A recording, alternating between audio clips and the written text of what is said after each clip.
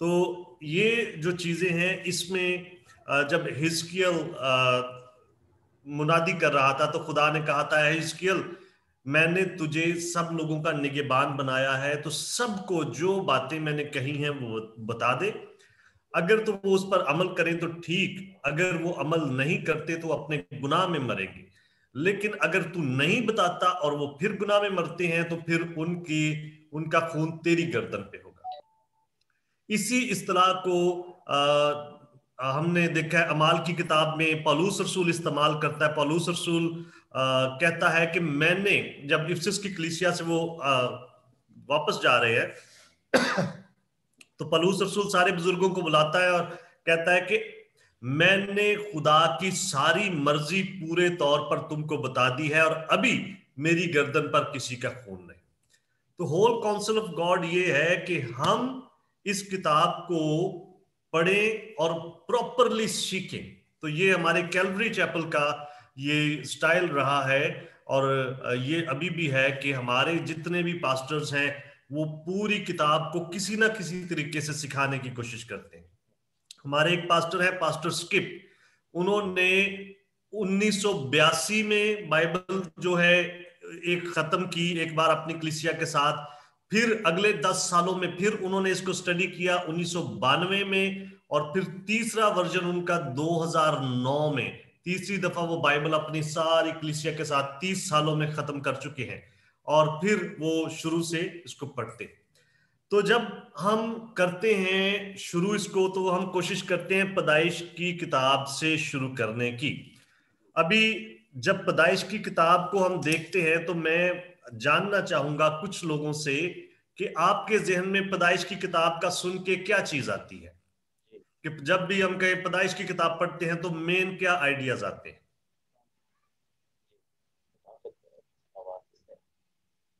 Sir उसको यानी कि स्टडी करने से ना हमें यानी कि खुदावंद की तख्लीक का जो है ना वो अमल एक नजर आता है कि खुदावंद ने यानी कि कब किस चीज को कैसे कैसे बनाया और कितने दिनों में उसको तैयार किया, ये चीज जो है यानी कि समझ में आती है।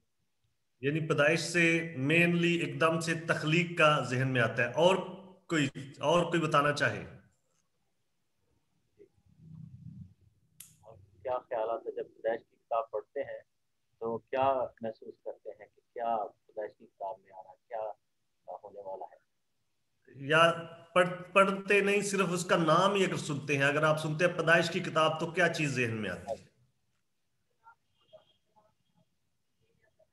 थोड़ा ऊंचा आवाज आता है कि खुदा ने जमीन आसमान बनाए और खुदा की पानी पे खुश कर दी और खुदा ने किस तरह सारी चीजों को बनाया और किस तरह खुदा ने हमें सारा ये पता चलता है कि खुदा ने पैदाइश से लेकर ये सारी चीजों को बनाने में 7 दिन में पता चलता है कि पहले दिन से लेकर 7 दिन में आसमान और जमीन किस तरह अलग अलग चीजें बनाई, ये सारी चीजों का पता चलता है। ओके ओके, और कोई भी शेयर करना चाहेगा? ये भी पता चलता है कि ने कुर्बानी का पहली कुर्बानी का सिलसिला पता चलता है और इसके अलावा जो नबियों ने काम किए, जैसे खुदा उनके पाक कलाम को पेश किया, जैसे खुदा ने उनके साथ बात की, इसहाक और इब्राहिम के साथ उनके कामों को पूरा करने के साथ साथ खुदा उनके साथ वादे किए तो मैं तेरे नस्ल को बढ़ाऊंगा। पैदाइश की किताब का नाम सुनते ही हमारे जहन में एक स्टोरी टाइप वाज़ेह हो जाती है कि पैदाइश की किताब में क्या क्या। Okay okay, good good. और कोई जी? आपके जहन में क्या? पैदाइश का नाम सुनकर यही मतलब के जहन में इसका मतलब ही यही आता है कि जैसे कि हर चीज का पैदा होना है, एक नई चीज या फिर जब दुनिया पहली बार जैसे कि बनी, पैदाइश का लफ्ज सुनकर ही हमें यही आता है कि हर चीज का स्टार्ट, शुरू उसका। तो वैसे हम बाइबल पढ़ते हैं कि 7 दिन में कैसे बनाया और आगे कहानी टाइप, लेकिन पैदाइश का लफ्ज सुनकर ही यही हमें समझ में आता है कि हर चीज का शुरू या फिर उसका पहली चीज या फिर उसने जो पहला काम किया, हर चीज का ये पता चलता है। ओके ओके तो मेनली और भी कोई शेयर करना चाहता है कि बस? जी और करना चाहता हूँ जी सर। ओके बिजली ओके की वजह से काफी सारे लोग आए नहीं, बिजली आई है तो शायद ओके तैयारी कंप्लीट नहीं हो पाई। Right, no problem. अच्छा, इसमें मेनली जो मेजर आइडिया है, आप जितने लोगों से पूछें, अभी भी यहाँ भी ज्यादातर लोगों ने यही बात की कि पैदाइश को जो ही हम पढ़ते हैं या इसका नाम सुनते हैं तो हमारे जहन में आता है तखलीक। तखलीक की स्टोरी, कितने दिनों में खुदा ने बनाया। और हालांकि ये स्टोरी सिर्फ एक बाब में लिखी हुई है, ये तो 31-32 आयात है सिर्फ, तो एक बाब में ये चीज लिखी है, बाकी पीछे 50 बाब हैं इसके। तो ये एक बहुत बड़ी किताब है। तो हम अक्सर जब भी ये चीजें होती हैं तो हमारे जहन में सिर्फ ये चीज आती है। तो हम पैदाइश की किताब जो है इसको शुरू करने जा रहे हैं, और शायद पहली 2 क्लासों में मैं इसका इंट्रोडक्शन ही दूं कि इसको, आपको इंट्रोडक्शन सुन के ही आपको लगेगा कि इसके बारे में हमें बहुत कुछ जानने की जरूरत है। ये एक बहुत बड़ी किताब है, ये पहली किताब है। अभी मैं अगली क्लास में आपको बताऊंगा कि अगर हम इसको ना पढ़ें तो किस कदर खतरनाक है। बहरहाल मैं छोटा सा हिंट देता हूं कि ये बाइबल जो है, ये समझ लें ये एक बिल्डिंग है, 66 मंजिला बिल्डिंग। तो पैदाइश की किताब इसकी फाउंडेशन है, पहली मंजिल। अगर वो ना हो, उसको आप निकाल दें, तो फिर उसके ऊपर बिल्डिंग खड़ी नहीं हो सकती। तो इससे ये समझ लें कि अगर आप पैदाइश की किताब को ना पढ़ें या आपको उसकी समझ ना आए, तो आप किसी तौर पर भी बाइबल की किसी किताब को समझ नहीं सकते। ये मैं बिल्कुल हतमी बात कर रहा हूं। आपको ये नहीं पता चलेगा, अगर पैदाइश की किताब ना हो बाइबल में, तो ये नहीं पता चलेगा सारी चीजें कहां से हैं। आपको ये नहीं पता चलेगा इंसान अशरफुल मखलूकात क्यों है। आपको ये नहीं पता चलेगा इंसान को खुदा ने इख्तियार क्यों दिया है। आपको अज़दवाजी जिंदगी जो है इसके बारे में नहीं पता चलेगा। आपको ये भी नहीं पता चलेगा कि गुनाह दुनिया में कैसे आया, दुनिया में जो मार धाड़ है, सारे मसले हैं, ये क्यों है। और आपको ये भी नहीं पता चलेगा कि निजात दहिंदा की जरूरत हमें क्यों है। तो बहुत सारी चीजें जो हैं वो आपको पता ही नहीं चलेंगी, और आपको कॉन्सेप्ट नहीं होगा, ना निजात का, ना गुनाह का, ना निजात दहिंदा का, ये मरूसी गुनाह का, खानदानी बरकतों का, खुदा के चुनाव का, ये सारी चीजें नहीं होंगी। तो पैदाइश की किताब जो है इसका हम तारुफ देखते हैं। तो आज मैं मुख्तसर आपको तारुफ बताऊंगा ताकि हम इसके बारे में जान सकें। तो ये किताब समझ लें कि इतनी बड़ी एक्सप्लेनेशन को, जो पूरी कायनात की तख्लीक है, उसको ये चंद लफ्जों में समोए हुए। पूरी कायनात को अगर आप स्टडी करना शुरू करें ना, हर एक चीज की एक साइंस है। एक साइंस आप पढ़ते हैं बायोलॉजी, जिंदगी की साइंस। आप केमिस्ट्री पढ़ते हैं, केमिकल मुख्तलिफ मिलाएं आपस में तो एक्शन रिएक्शन क्या होता है। आप फिजिक्स पढ़ते हैं कि पूरी दुनिया में कैसे ये चल रही है, इसके कौन से असूल है। इसी तरह सारी दुनिया की हर एक चीज के बारे में मुख्तलिफ तरह की साइंसें काम करती हैं।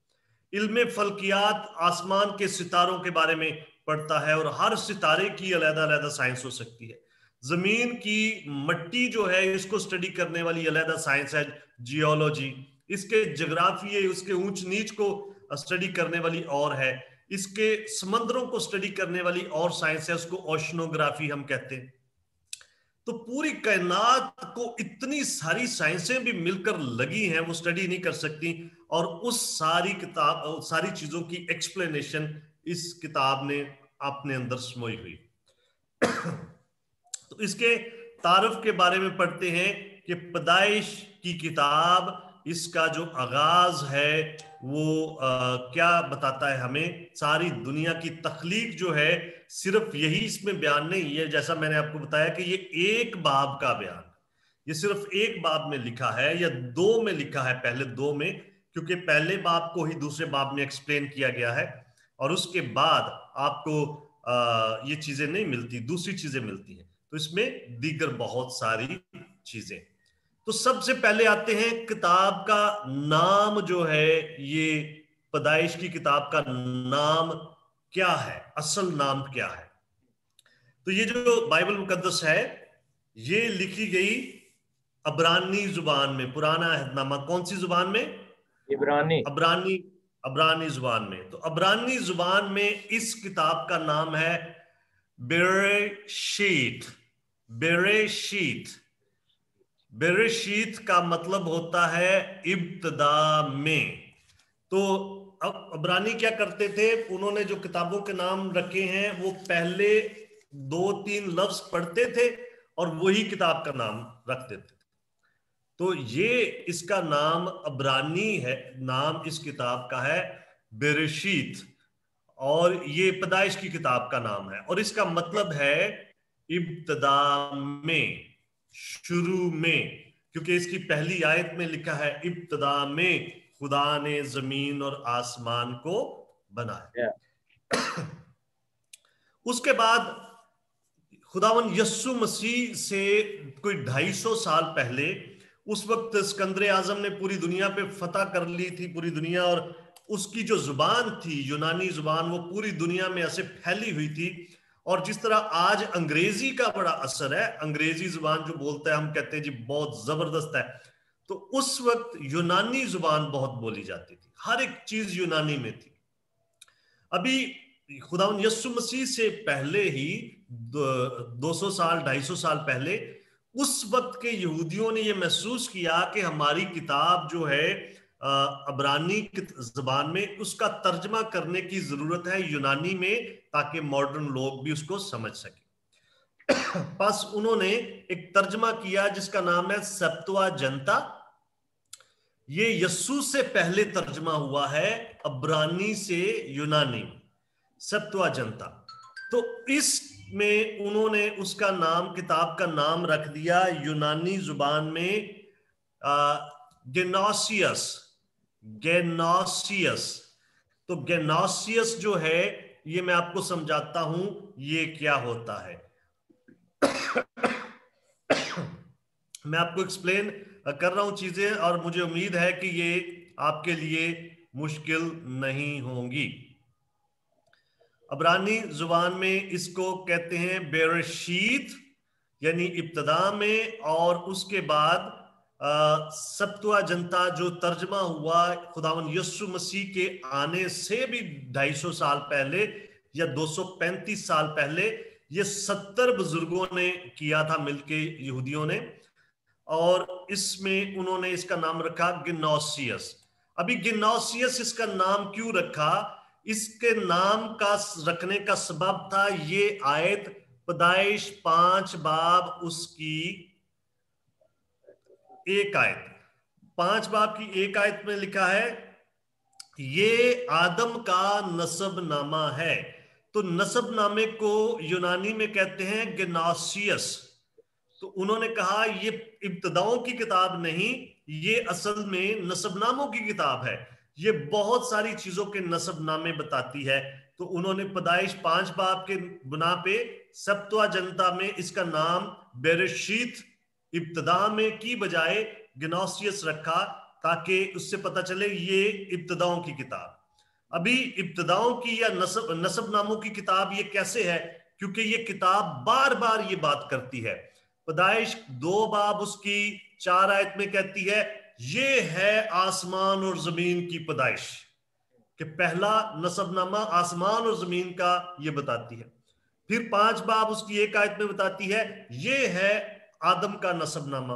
तो एक स्टोरी शुरू करती है, जब उसको खत्म करती है तो वो कहती है ये है उसका नसबनामा, या एक स्टोरी को शुरू में लिख देती है ये है नूह का नसबनामा, और फिर आगे स्टोरी चलती है, वो खत्म होती है और वो बंदा मर जाता है, और उसके साथ ही खत्म करके अगला शुरू कर देती। तो ये किताब नसबनामों की किताब भी है। वो कहती है ये है आसमान और जमीन की पैदाइश, और एक स्टोरी वहां पे खत्म होती है।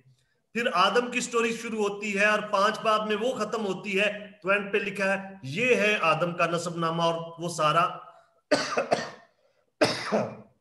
माजरत उसकी डिटेल दी जाती है।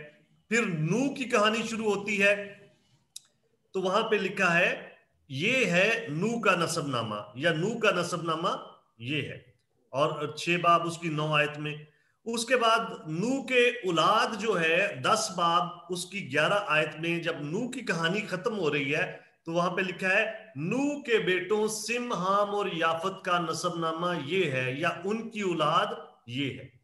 तो यहां भी उसने पोर्शन दे दिया, पहले आसमान और जमीन का, फिर आदम का, फिर नूह का, फिर नूह के बेटों का, फिर उनमें से एक खास जो चुना गया जिसकी औलाद आगे चलती है, जिसका ज्यादा जिक्र होता है, वो सिम है। तो 11 बाब में हमें फिर मिलता है ये है सिम का नसबनामा। फिर 11 बाब की 27 आयत में मिलता है ये है तारा का नसबनामा, क्योंकि अब इब्राहिम की कहानी शुरू हो जाती है।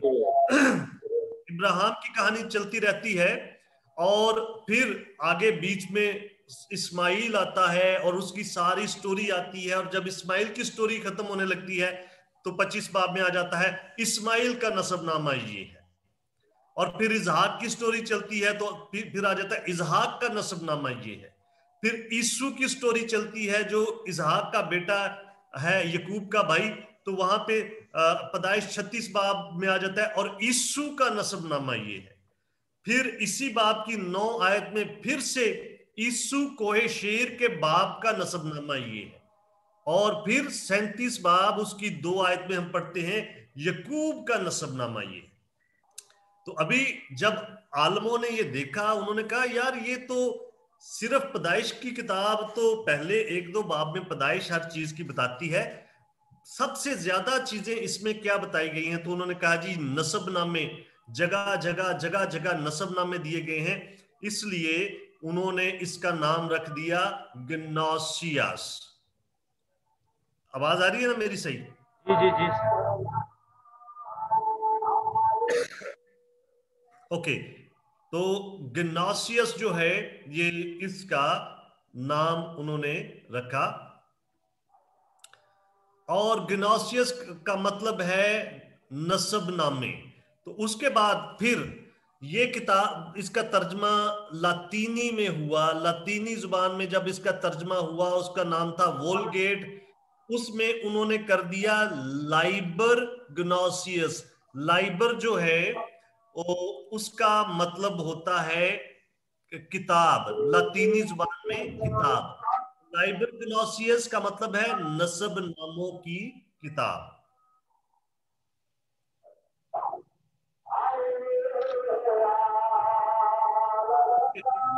अजान की वजह से रुकना चाहते हैं थोड़ी देर? जी जी थोड़ी ओके। और सर ये स्क्रीन पे सामने जब तस्वीर आ जाती है ना हमारी, तो कुछ अल्फाज छुप जाते हैं। अभी मैंने तस्वीर इधर कर दी, अभी सही है? नहीं, अभी भी हमारी तरफ से छुप रहे हैं। जितने जुबान का सिर्फ बान आ रहा है, जुबान का जो पूरा ना तो सिर्फ बान ही आ रहा है। नहीं, मैं अभी तो मैंने इधर किया है, इसको दूसरी साइड मैंने चेंज कर दी। वैसे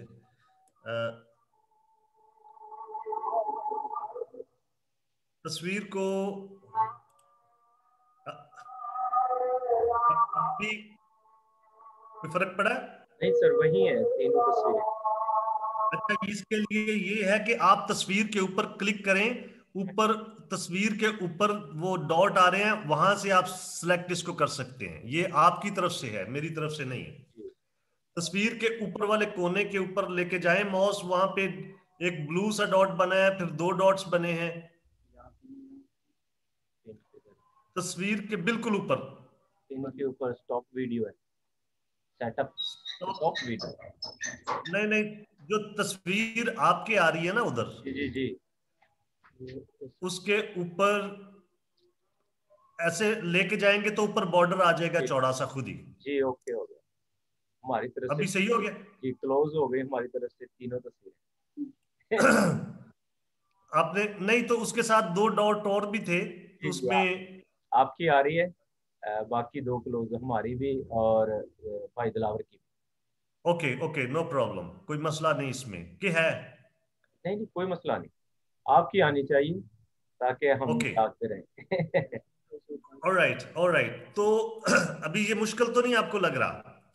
नहीं नहीं सर, अब ठीक ओके हो गया, अब लफ्ज छुप नहीं रहे। तो फिर ये जो तर्जमा है लातीनी में उन्होंने कर दिया लाइबर गिनोसियस, और गिनोसियस से लफ्ज निकला है जेनेसिस।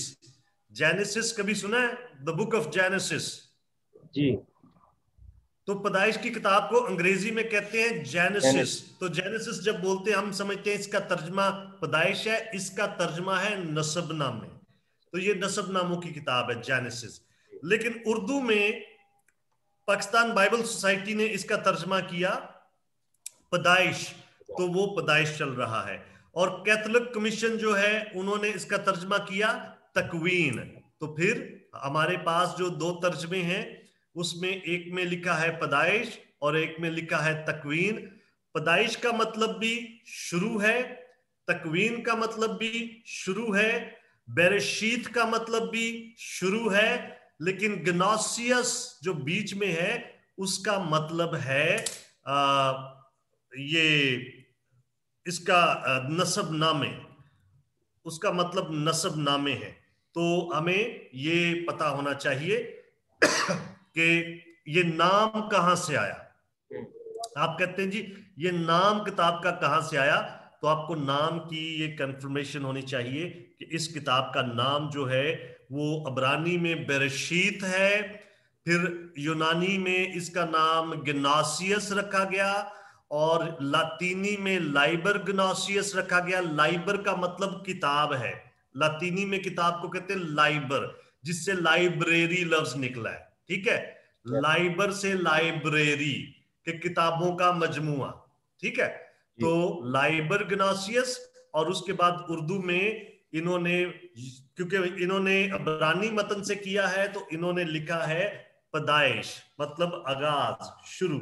यहाँ पे लिखा है ना उर्दू जुबान का तर्जमा असल मतन के मुताबिक मुस्तनद है। तो यहाँ पे असल मतन लिखा है, तो असल मतन जो है हमारा अबरानी है, तो इसलिए हमने इसका नाम रखा पैदाइश और फिर कैथोलिक कमीशन ने इसका नाम रखा तकवीन। तो ये जो चीज है ये हमारे लिए जानने के लिए बहुत जरूरी है कि हम जिस किताब को पढ़ने जा रहे हैं इसका नाम क्या है। अभी ये किताब जो है ये इब्तिदाओं की किताब है। तो ये इब्तिदाओं की किताब कौन कौन सी चीजों की इब्तिदा की किताब? ये पूरी कायनात और इस दुनिया की इब्तिदा की किताब है। ये जिंदगी की इब्तिदा की किताब है।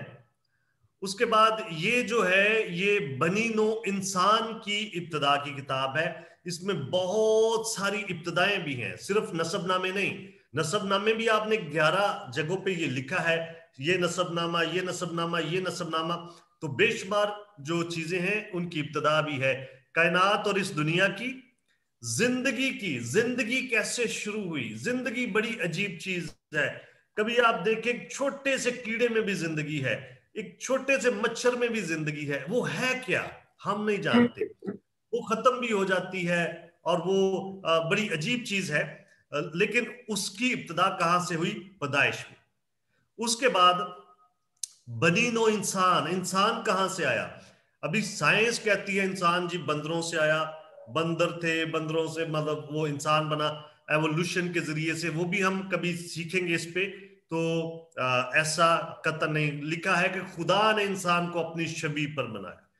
फिर अज़दवाजी जिंदगी जो है, जो एक रिश्ता खुदा ने बनाया खानदान को प्रमोट करने के लिए, दुनिया को मामूर करने के लिए, ये रिश्ता अज़दवाज का, इसकी बुनियाद भी इसमें ही है।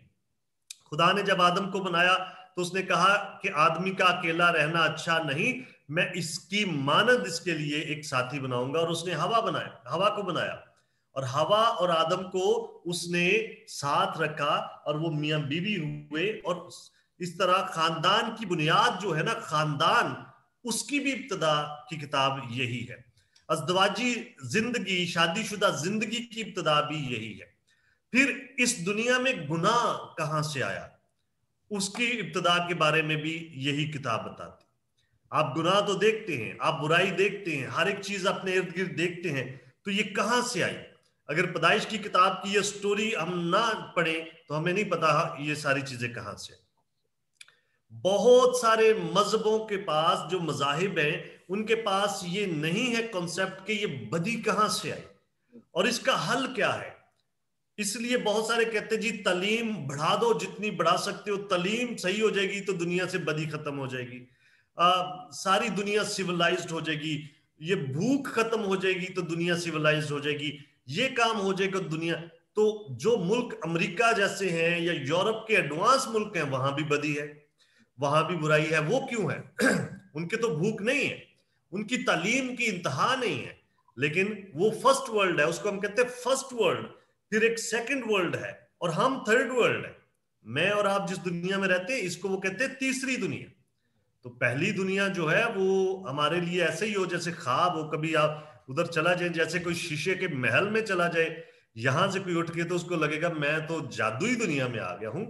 तो फर्स्ट वर्ल्ड जादुई दुनिया, वहां पे लेकिन वहां भी बुराई है, वहां भी मसले हैं, वहां भी नफरत, चोरी चिकारी, खून खराबे सारी जगह पे हैं। इसके बाद इसका हल क्या है? नजात। और नजात का वादा भी पैदाइश की किताब 3 बाब उसके 15 आयत में किया गया है कि औरत की नस्ल से कोई आएगा और वो सांप के सर को कुचलेगा। तो पहली पेशन गोई जो नजात दहिंदा की हुई, पहला वादा जो नजात दहिंदा का हुआ, वो भी इसी किताब के अंदर हमें मिलता है। तो ये किताब जो है हमें ये सारी चीजों की इब्तिदा के बारे में बताती है। फिर पूरी दुनिया में इतनी ज्यादा जुबानें बोली जाती हैं, ये जुबानें कहां से आई? इसके बारे में भी यही किताब आपको बताती है, जुबानें कहां से आई, जुबानों की इब्तिदा कैसे।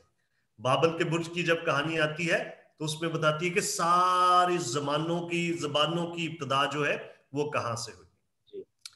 उसके बाद ये तहजीबों की मुख्तलिफ सकाफत है ना, हमारा कल्चर और है, इंडिया का और है, यूरोप का और है, इवन के हमारे इस इलाके का और आपके इलाके का कल्चर फर्क है। तो ये सकाफतें, डिफरेंट स्टाइल ऑफ लिविंग जो है, कल्चर, सकाफत, तहजीब, इसकी बुनियादें जो हैं वो भी इसी किताब में रखी। इसी किताब में हम पढ़ते हैं कोई काम करने लगा, कोई काम करने लगा, वो दुनिया में फैल गए, अलग-अलग ग्रुप्स बन गए, नई नई तहजीबें, नई नई चीजें इसमें बन गई। तो उनकी इब्तिदा जो है वो भी यहां से हुई। फिर कौमों की इब्तिदा कैसे हुई, इतनी ज्यादा कौमें कैसे बन गई, इसके बारे में भी हम यहाँ पे पढ़ते हैं। जो नूह के बेटे थे उनसे जो औलाद हुई, उनमें से कौन कौन सी कौमें बनी और वो कहां कहां फैली। जब हम उस बात पे जाएंगे हम देखेंगे और उनकी सारी लिस्ट देखेंगे और हमें पता चलेगा किस किस इलाके में किस किस उसके बेटे की औलाद दुनिया में आबाद है और वो कौन कौन सी कौमें हैं। तो कौमों की इब्तिदा जो है वो भी इसी किताब में हमें मिलती है। फिर मुख्तलिफ तरह के मज़ाहिब, एक मजहब नहीं, मुख्तलिफ तरह के मजहब जो है वो कहां से शुरू हुए। मजहबों के आगाज की जो किताब है वो भी यही है कि हम इसी में पढ़ेंगे मुख्तलिफ तरह की कौमें हैं, मुख्तलिफ तरह के उनके मजहब हैं, वो उनकी अपने अपने देवताओं की पूजा करते हैं। तो उसके बारे में भी हम इसी किताब में पढ़ेंगे। फिर अब्रानी लोग जो हैं जिनको हम इसराइल कौम कहते हैं, वो कहां से आई? अगर आप खरूज की किताब शुरू करें, खरूज में लिखा है कि अब्रानी लोग जो थे वो वहां पे चीख पुकार रहे थे, वो रो रहे थे, वो असीरी में थे कि खुदा हमें छुड़ाए। तो अगर पैदाइश की किताब ना हो, खरूज से कहानी शुरू हो, तो आप कहेंगे ये अब्रानी आए कहां से, ये कौन लोग हैं अब्रानी? तो उस तरह नहीं पता चलेगा। पैदाइश की किताब बताती है कि अब्रानी कौन है, ये कहां से आए और ये इनको खुदा ने कैसे चुना। तो उनके जो इब्तिदा है उसके बारे में भी यही किताब हमें बताती है। तो उसके बाद इसराइल कौम के साथ जो खुदा के वादे हैं उनकी इब्तिदा भी इसी किताब में हुई। तो इसलिए ये इसराइल कौम के वादों की इब्तिदा, क्योंकि खुदा ने 12 बाब में इब्राहिम को बुलाया और उससे वादे किए, मैं तुझे बरकत दूंगा, मैं तुझे औलाद दूंगा, जो तुझे मुबारक कहेगा उसको मैं मुबारक कहूंगा, जो तुझ पे लानत। तो ये वादों की किताब जो उस कौम के साथ है वो भी यही। तो ये किताब जो है हमने देखा कि ये नसब नामों की किताब भी है, ये किताब जो है ये वादों की किताब भी है। इसराइल के साथ जितने खुदा ने वादे किए हैं ये उनकी किताब भी है। अभी सवाल ये पैदा होता है कि इस किताब को लिखने वाला कौन सा शख्स, इसका मुसन्निफ कौन है? तो हम ऐसे तो कह देते हैं जी वो मूसा है, लेकिन बहुत सारे लोग कहते हैं जी मूसा नहीं है। इसके बड़े बहुत सारे चैलेंजेस हैं, बहुत सारी चीजें हैं। ये किताब है मेरे पास, ये देख लें ये कितनी मोटी है, और ये इसका नाम है जेनेसिस रिकॉर्ड, और ये हेनरी मोरिस ने लिखी है, वो साइंसदान था एक। ये इस किताब के बारे में, पैदाइश की किताब के बारे में एक किताब है, इस पे हजारों किताबें लिखी हुई हैं इस टॉपिक। तो इसमें वो बहुत सारी चीजें बताते हैं। बहुत सारे लोग एतराज करते हैं, जी मूसा इसका मुसन्नफ नहीं है, उस दौर में तो लिखाई नहीं थी, मूसा ने कैसे ये सारी चीजें लिखी या सब कुछ। तो हमें ये जानने की जरूरत है कि इस किताब का मुसन्निफ कौन है। तो उसके बारे में पहली बात तो ये समझ लें मैं और आप, कि ये जो किताबें हैं कलाम मुकद्दस की सारी किताबें, उनका हतमी मुसन्नफ जो है वो खुदा खुद है। रूल कुद्दस उनका मुसन्नफ है। दूसरा तिमोथियस 3 बाब उसकी 16 में लिखा है कि हर एक सहीफा जो खुदा के इल्हाम से है वो तालीम और इल्जाम और इस्लाह और रास्तबाजी में तरबियत करने के लिए फायदामंद भी है। तो पहली चीज तो ये है कि हर एक किताब जो बाइबल मुकद्दस की है उसका मुसन्निफ खुदा खुद है, खुदा ने उसको लिखा। इसके लिए हमें एक और आयत मिलती है, दूसरा पतरस उसके 1 बाब की 21 आयत। वहां पे लिखा है, क्योंकि नबूवत की कोई बात आदमी की ख्वाहिश से कभी, बल्कि आदमी रूल कुद्दस की तहरीक के सबब से खुदा की तरफ से बोलते थे। तो ये जो चीज है ये हमें बताती है कि जो किताबें हैं बाइबल मुकद्दस की, ये एक जो कलाम है खुदा का, इसकी जो किताबें हैं ये सारी की सारी खुदा ने खुद लिखवाई हैं, खुदा की तरफ से ये लिखी गई। ओके, उसके बाद हमें कुछ ऐसे हवाले मिलते हैं बाइबल में जो हमें बताते हैं कि ये मूसा ने चीजें लिखी हुई हैं, और इसका एक हवाला खरूज 17 बाब उसकी 14 आयत है।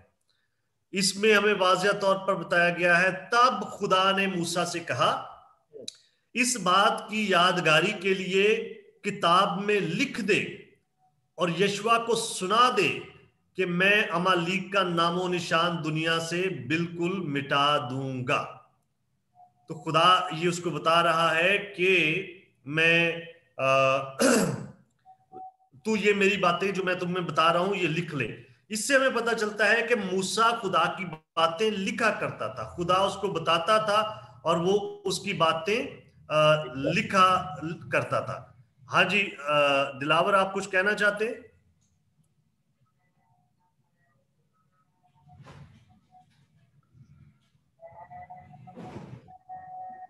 नहीं, मेरी क्लास चल रही। ओके, दिलावर आप म्यूट कर देंगे अपना माइक प्लीज। जी सर, म्यूट।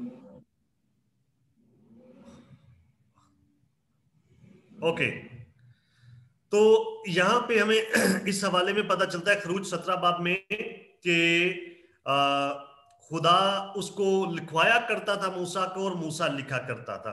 तब खुदा ने मूसा से कहा कि इस बात की यादगारी के लिए किताब में लिख दे। इसका मतलब है कोई किताब वो लिख रहा था, उसमें खुदा ने कहा था ये सारी बातें उसमें लिख दे। फिर आगे खरूज 24 बाब उसकी 4 आयत में हम पढ़ते हैं, और मूसा ने खुदावंद की सब बातें लिख ली। मूसा ने खुदावंद की सब बातें लिख ली, और सुबह को सवेरे उठकर पहाड़ के नीचे एक कुर्बान गाह और बनी इस्राएल के 12 कबीलों के हिसाब से 12 सतून बनाए। तो इसका मतलब है वो लिखता था। और हमें अमाल की किताब में एक हवाला मिलता है जिसमें लिखा है, स्तिफनस जब तकरीर करता है तो स्तिफनस कहता है मूसा मिस्र के सारे अलूम जो थे खास उसने सीखे हुए थे, वो बड़ा पढ़ा लिखा बंदा था। तो मूसा ने खुदावन की सब बातें लिख ली। इसका मतलब है मूसा पढ़ना लिखना जानता था, पढ़ा लिखा था, और जो खुदा के साथ बातचीत होती थी वो उसको लिखा करता था। उसके बाद हमें और हवाला मिलता है इस्तिश्ना की किताब में। इस्तिस्ना की किताब में 2 आयतें हैं, 31 बाब की 9 आयत और 31 बाब की 22 आयत। 9 आयत में लिखा है, और मूसा ने इस शरीयत को लिखकर उसे काहनों के जो बनी लावी और खुदा के अहद के संदूक के उठाने वाले थे और इस्राएल के सब बुजुर्गों के स्पुर्द किया। तो मूसा ने शरीयत को लिखकर, और शरीयत क्या है? पहली 5 किताबें जो हैं उनको हम शरीयत कहते हैं, शरीयत की किताबें। और मूसा ने इस शरीयत को लिखकर एवरीथिंग जो शरीयत में है उसको लिखा और उसको काहनों के और बनी लावी यानी लावी के कबीला जो है, जो खुदावन के अहद के संदूक को उठाने वाले थे, और इस्राएल के सब बुजुर्गों के स्पुर्द किया। तो ये शरीयत जो है, पहली 5 किताबें जो है, ये मूसा की दी हुई हैं और उसने लिखी और उसने लिखकर उसको उनके हवाले किया। तो इससे भी हमें पता चलता है कि इसका मुसन्नफ किताब का कौन है? मूसा। हमें बाइबल में से इसके हवाले मिलते हैं कि उसने ऐसा किया। और इस्तिस्ना 31 बाब उसकी 22 आयत में लिखा है, सो मूसा ने उसी दिन इस गीत को लिख लिया और उसे बनी इस्राएल को सिखाया। तो कोई जो कुछ भी खुदा उसको बताता था, कोई गीत है, कोई बात है, कुछ भी है, उसी दिन उसने उसको लिख लिया और लोगों को सिखाया। तो ये चीज है कि मूसा बड़ी उस जांफिशानी के साथ वो सारे काम कर रहा था, और मूसा इस किताब का मुसन्निफ है। उसके बाद हम ये पॉइंट देखें कि जितने भी यहूदी आलम हैं और जितने भी मसीही आलम हैं, वो मुत्फिक हैं कि इस किताब को और पहली 5 किताबों को बाइबल की, उनको लिखने वाला मूसा है। जितने भी क्रिश्चियन स्कॉलर हैं और यहूदी उलमा हैं, वो इस बात को मानते। उसके बाद पैदाइश, क्योंकि तुरैत कहते हैं पहली 5 किताबों को, तुरैत या शरीयत। तो तुरैत की पहली किताब पैदाइश है और तुरैत का मुसन्नफ मूसा है, और कहा जाता है मूसा की शरीयत इसको। इसलिए ये किताब उसी कैटेगरी में आती है जो मूसा की शरीयत की 5 किताबें हैं, उनकी पहली किताब पैदाइश है। इसका मतलब है इसको लिखने वाला भी मूसा ही है। मूसा इसका मुसन्नफ। फिर बाइबल के कुछ खास हवाला जात इसकी तरफ इशारा करते हैं। कुछ मैंने आपको दिखाए, कुछ मजीद मैं आपको दिखाता हूं। खास हवाला जात जो हैं वो इस बात की तरफ इशारा करते हैं कि इस किताब को लिखने वाला शख्स जो है वो मूसा है। उसके बाद नए अहदनामे के मुसन्निफीन जो थे वो इस बात को मानते थे। उन्होंने अपनी किताबों में लिखा है कि इस किताब का मुसन्निफ या शरीयत का मुसन्निफ मूसा है। अभी मैं चंद हवाले वो आपके साथ शेयर करता हूं। तो नए अहदनामे के मुसन्निफीन ये ईमान रखते थे कि पैदाइश की किताब का मुसन्निफ मूसा है और उसने इनको लिखा है। फिर खुदावन यस्सु मसीह का एक हमें हवाला मिलता है 1-2, जिसमें खुदावन यस्सु मसीह खुद ये बात बयान करता है कि तुरैत की किताबें जो हैं वो मूसा की किताबें, शरीयत जो है वो मूसा की शरीयत है। तो हमारे पास इतने सारे सबूत हैं जो ये बताते हैं कि इस किताब को किसने लिखा। कोई कहता है जी नहीं लिखा, तो हम बता सकते सिर्फ जबानी नहीं जी मूसा ने लिखा। हमारे पास ठोस सबूत होने चाहिए।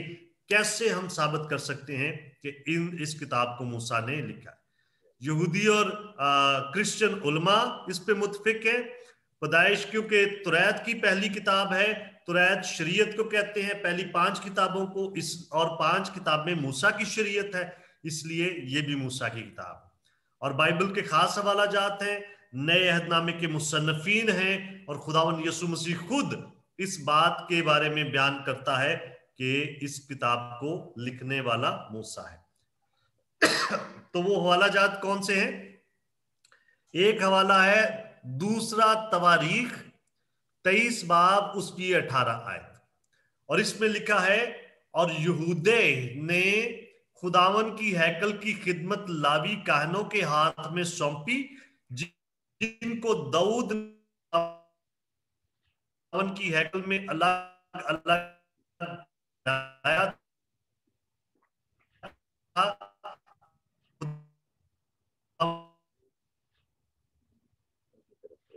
की शौकनी कुर्बानियां जैसा मुताबिक गुजराने, और नहीं दाऊद ने जब वो सारी चीजें सेट या जैसा ठहराया था, उसने यहूदा जो है, यहूदे, उसने उन सारे काहनों को उसी तरह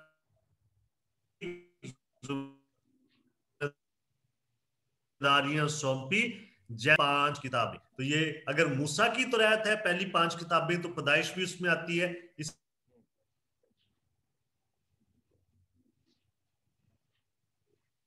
जो है वो मूसा की लिखी। और हवाला जात देखते हैं खुदावंद यस्सु मसीह क्या कहते हैं। लूका 16 की 29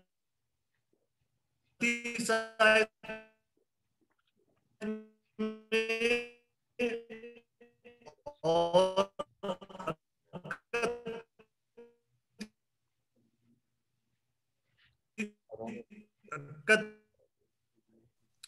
तो इब्राहिम ने कहा कि उनके पास मूसा और अम्बिया तो हैं, उनकी सुने।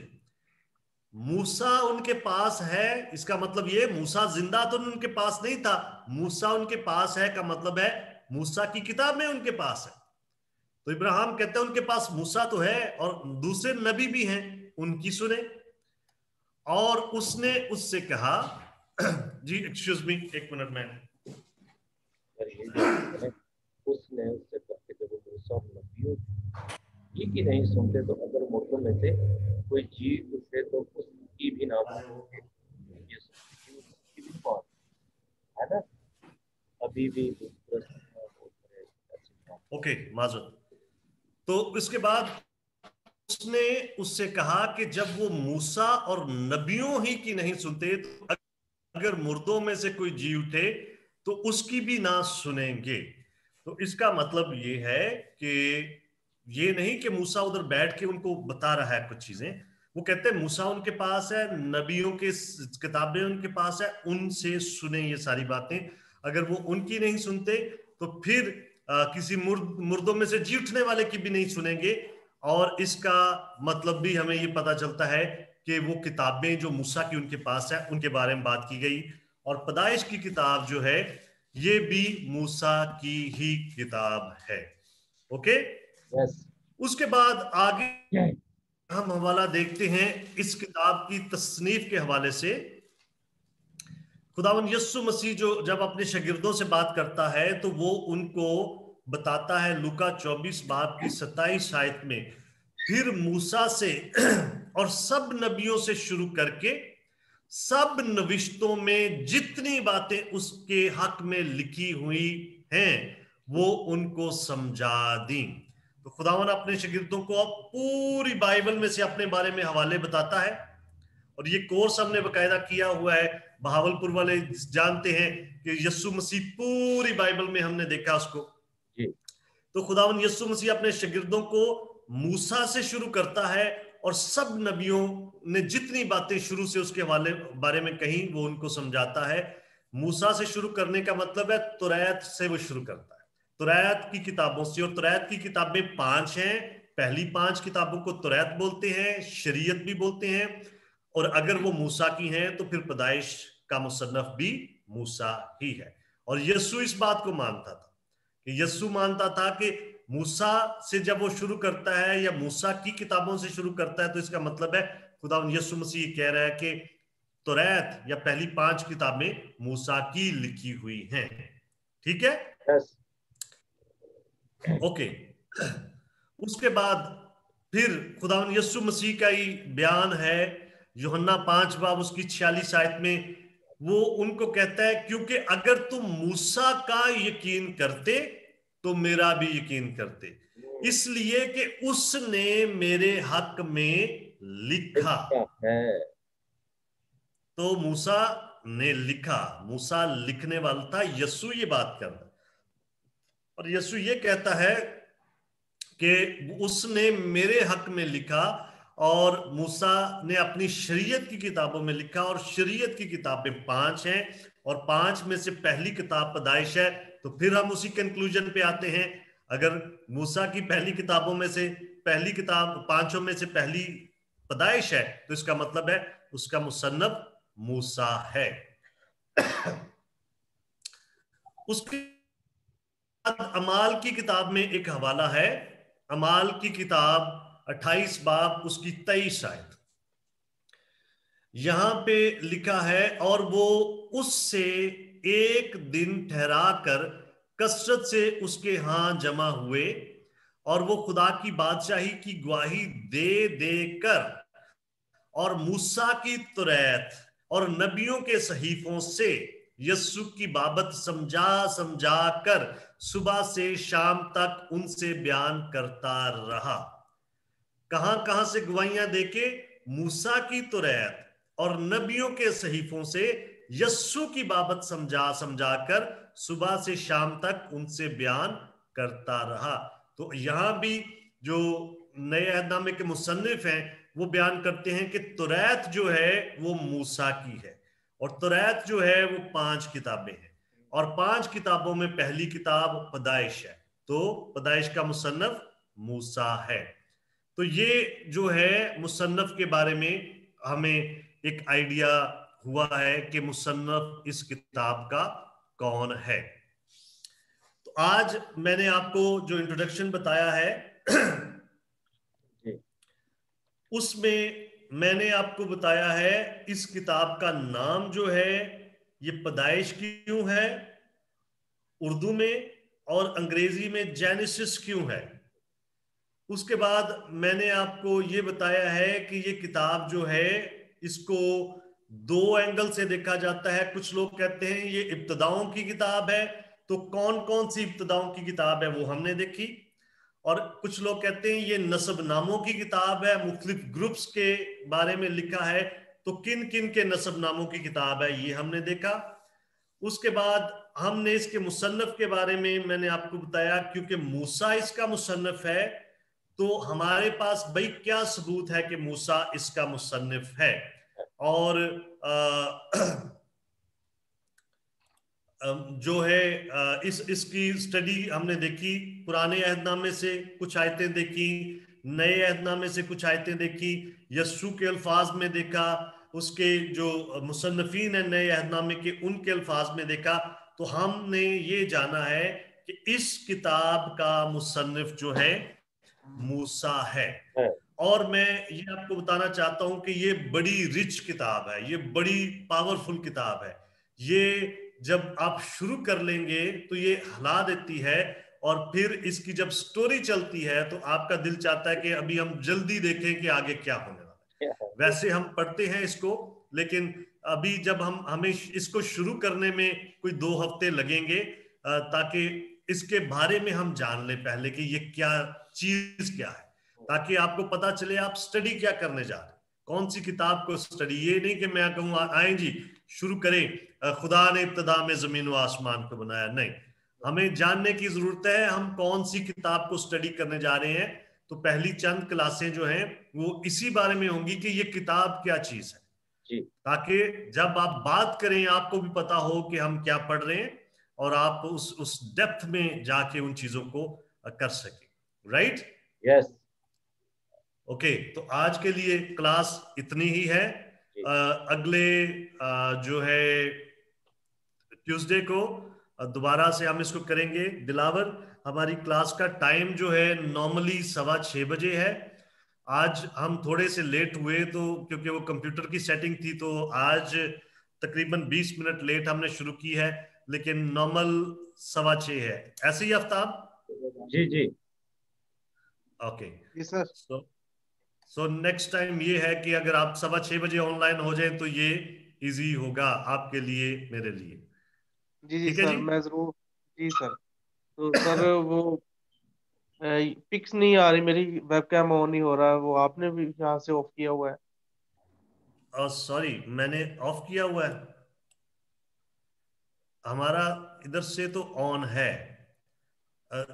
Screen share